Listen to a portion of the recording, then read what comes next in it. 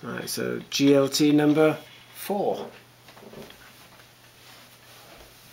All right? Yes, yeah, you're on. The only other occasion when Father really lost his temper with me, as I remember it, I don't think I was very popular with him anyway, but I went with 3 of my pals. This was when we lived in Oxley, we still lived in Oxley. And I went with 3 of my pals in a Jowett car with a dicky seat to a dance in Bradford. And going through part of Bradford, we went across a crossroads, and a chap ran out from the one side, it was dark, and straight into the car. We knocked him out. And I was in the dicky seat with Hugh, and John Smith, who was still alive, was driving.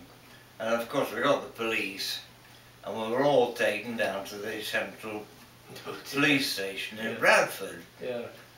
And I remember we were being entertained by a police sergeant on duty, telling us stories and one thing and another.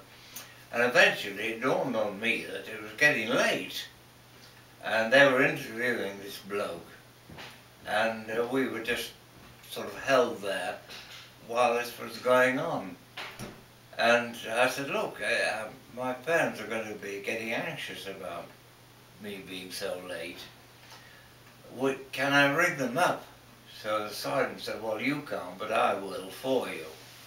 So he rang them up and told them what was happening, and you know, that I'd be home eventually. Well, I think I got home about 2 o'clock in the morning, because this chap apparently had robbed a shop in Manningham, and he had a brown paper parcel full of suits which he was carrying, and when we knocked him over, of course they all fell out. Yeah. And the police weren't after us, they were after him. Yeah, yeah. But we had to stay until the interviewing finished. Yeah. So as I say, I got home around about 2 o'clock or something like that. And all the lights were on at home in Otley, and Father came out absolutely white-faced and furious, and Mother was in tears. And said, what are you up to now? I said, well, what do you mean? What? And apparently the police had rung up and said, we've got your son here at Bradford City Police Station.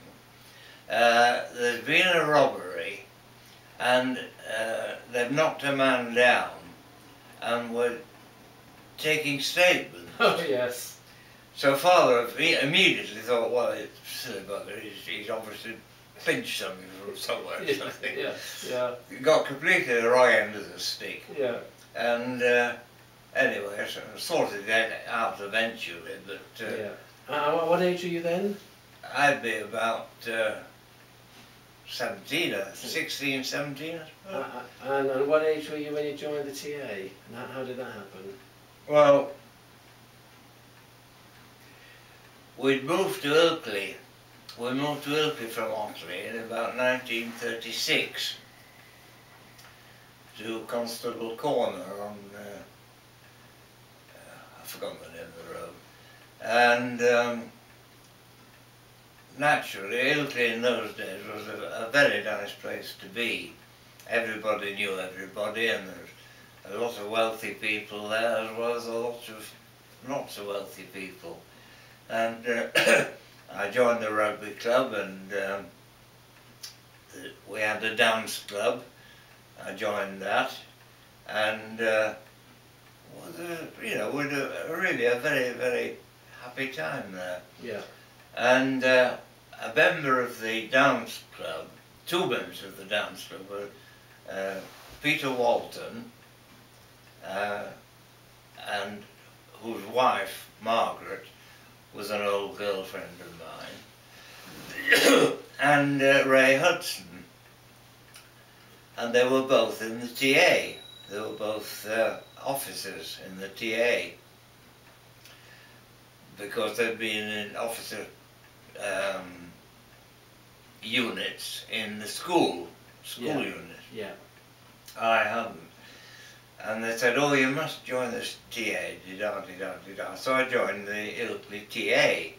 What unit was it? Well, it was the 279 battery of the 70th West Riding Field Regiment.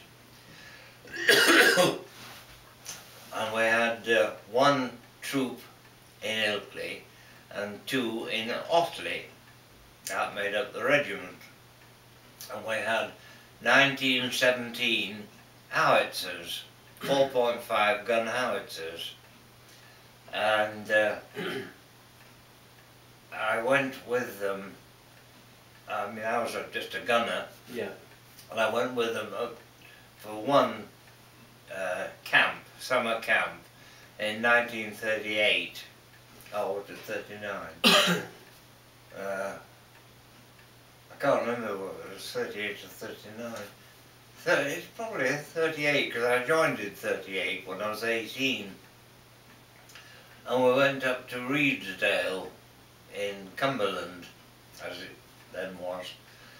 And I did I think it was a fortnight camp up there where we were shooting and so on. Yeah. I know the first round I ever fired landed in a farmyard and killed about 20 chickens. Right. Because the officer who had given me, or given the sergeant, who gave to me the range and the coordinates was 90 degrees out. Right. And so my shot went right. And it hit this farm.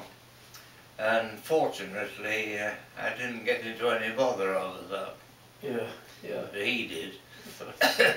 And when war was declared, I'm sorry, before war was declared, war was declared 3rd of September 1939. And at 3:30 in the morning of the 23rd of August 1939, there was a tapping on my bedroom window. We lived in a semi-bungalow, and I just slept on the ground floor. This is, when you say we live? This is Ilkley. This is you, Granny Thompson and Grandpa Thompson? What? You were still with your parents then? Oh yes. Right. Well, I was only 18. Yes, okay. And there was tapping on the window. I woke up and they sent a sergeant out to pick up what they called a something part, as the it's a special name, yeah. Which really meant a number of people who were taken down to the barracks to prepare for the calling up of the rest of the unit. Yeah. Why they had to do it at 3:30 in the morning, I don't know, because all I did when I got there was have some tea and go to sleep. Right, yeah. And everybody else was the same. And that was really the start of my war. And that's probably a good time to stop. Right. Okay, Dad. Okay, yeah. good. Great. Well, I'm going to have a pee now.